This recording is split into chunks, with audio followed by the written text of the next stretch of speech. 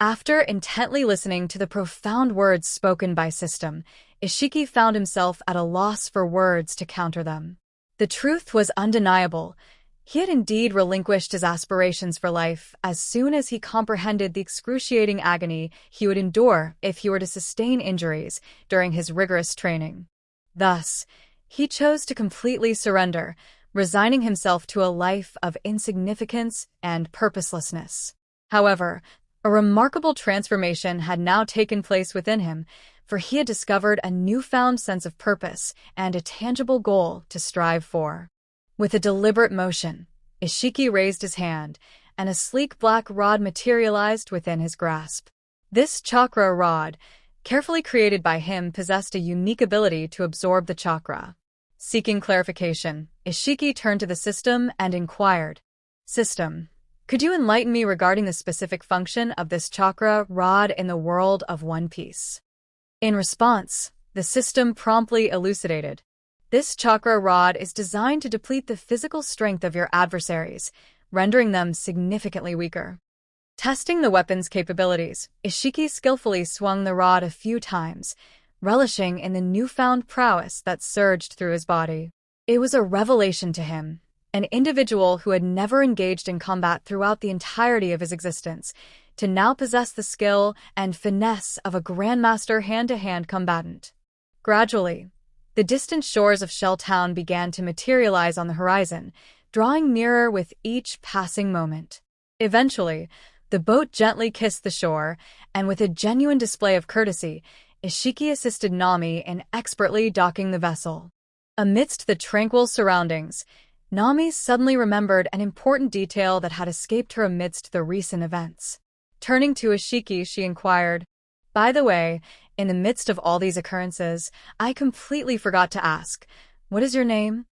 Apologetically, Isshiki responded, "I must apologize for my oversight. I neglected to introduce myself earlier. My name is Isshiki Otsutsuki. And may I inquire as to your name?"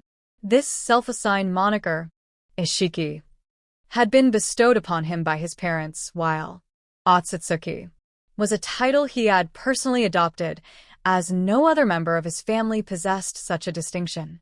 With a friendly smile, Nami replied, "I am Nami." Although, as a reincarnated person, he knew from the moment he saw Nami who she was, but in order to avoid raising any suspicion, he refrained from mentioning it. "So, this is the Shell Town you were talking about?" inquired Isshiki. "Yes, this is Shell Island, and there's a marine base here led by Captain Morgans. Haven't you ever visited this town as a merchant? You must have traveled to numerous islands, right? So, didn't you happen to come across Shell Town?" queried Nami. "No, because this island is under the tyranny of Captain Morgans, and back then, I was nothing but a pure coward who shied away from taking any risks," confessed Isshiki. Upon hearing Ishiki's words, Nami nodded in understanding. "I'm feeling quite hungry. Why don't we grab something to eat?" suggested Isshiki. "Do you have enough money for that?" Nami questioned, with a hint of doubt.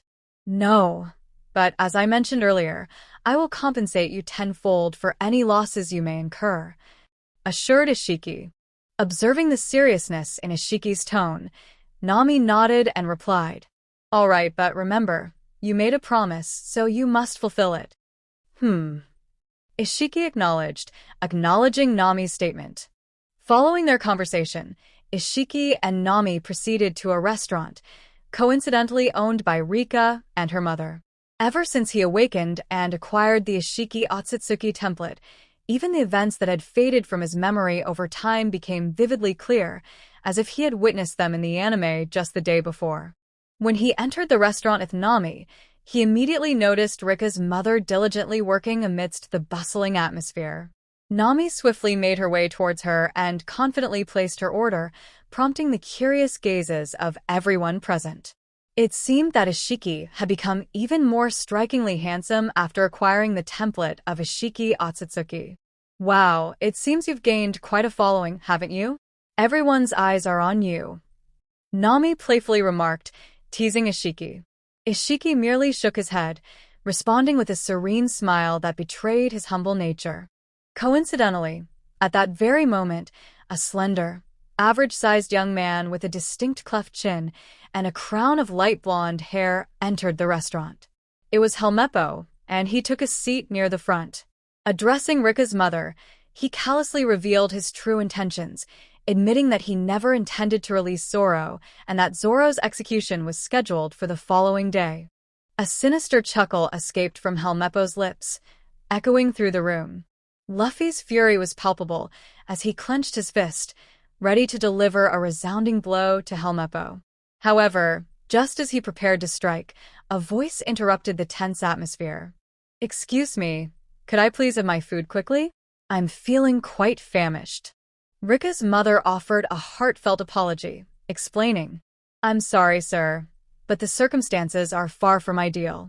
Please forgive me, as I am unable to serve any food at this moment." Infuriated by the interruption, Helmeppo snapped back, his voice dripping with anger. "Hey, you bastard! How dare you interrupt me? Can't you see I'm in the middle of a conversation? Do you have a death wish?" Isshiki then looked directly at Helmeppo, his gaze filled with disdain, and calmly uttered, "It seems that you possess an inflated sense of power, merely by virtue of having a feeble individual as your father." As soon as Ishiki's cutting words resonated in the air, the atmosphere shifted, and a wave of unease washed over everyone present. In contrast, Helmeppo's fury intensified, boiling over as he vehemently commanded the Marines. "Shoot him! How dare he defy my father, the esteemed Captain Morgans?" The impact of Ishiki's provocative statement lingered in the room, palpable and heavy. It was evident that the mere mention of Captain Morgans had struck a deep chord within Helmeppo, fueling his wrath to dangerous levels. Meanwhile, Isshiki, undeterred by the escalating tension, rose to his feet, his resolve unshaken. "I've lost my appetite, courtesy of your contemptible behavior," Isshiki declared with a mix of defiance and disdain. Each word seemed to carry a weight of determination. "Henceforth, I shall savor my meals only after razing the marine base to the ground, reducing it to mere ashes on this very island."